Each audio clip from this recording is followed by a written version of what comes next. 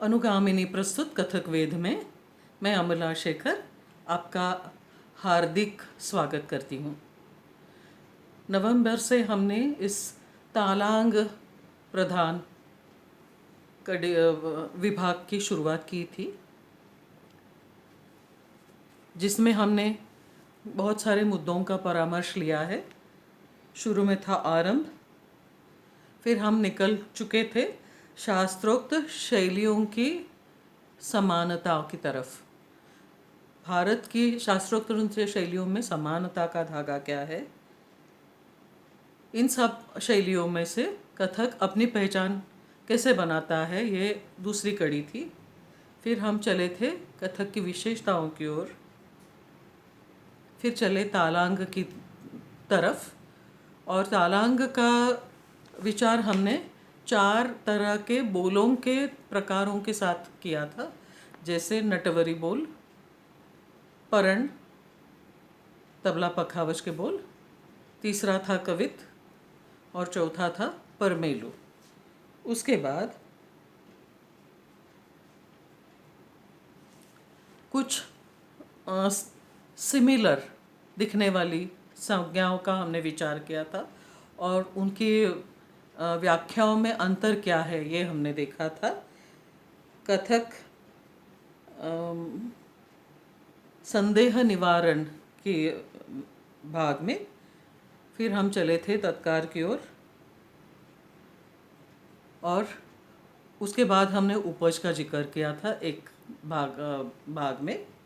उसके बाद तंत्र विस्तार का विचार हमने किया था 2 कड़ियों में, और उसके बाद गत और पढ़न का फिर से अलग से विचार किया था। अब हम समापन की तरफ आ रहे हैं इस विभाग के। तो आज सबसे पहले मैं आप सबके साथ आप सब हमारे साथ रहे, इसलिए आपका शुक्रिया अदा करना चाहती हूँ। बहुत बहुत धन्यवाद देना चाहती हूँ आपको सबका। और बाद में हम मिलने वाले हैं किसी अन्य विषय के साथ, दूसरा विभाग शुरू करेंगे। लेकिन उसके पहले हम ये चाहेंगे कि हमारा जो ईमेल एड्रेस है anugami.nrityabharati@gmail.com, इस पर आप अपने चाहते विषयों का जिक्र कर सकते हैं। कुछ आपकी क्वेश्चंस हैं तो उसको भी आप वहाँ पे नोट कर दे सकते हैं, हम ज़रूर उनका जवाब देंगे। और समापन हम एक प्रश्नावली के ज़रिए करेंगे।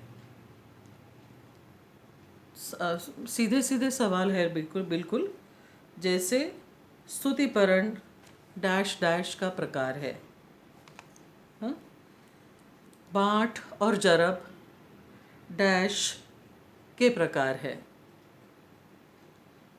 1, 2 और 3 ये मूलभूत नटवरी बोल है।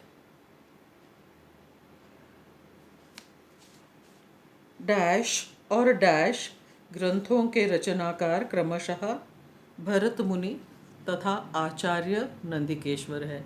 ऐसे छोटे छोटे सीधे सीधे सवाल है। ये प्रश्नावली हम आज के डिस्क्रिप्शन बॉक्स में डालेंगे, वहाँ से आप उनका आस्वाद ले सकते हैं, उनके जवाब दे सकते हैं। आज यहीं पे समाप्त करते हैं। नमस्कार, धन्यवाद, शुक्रिया।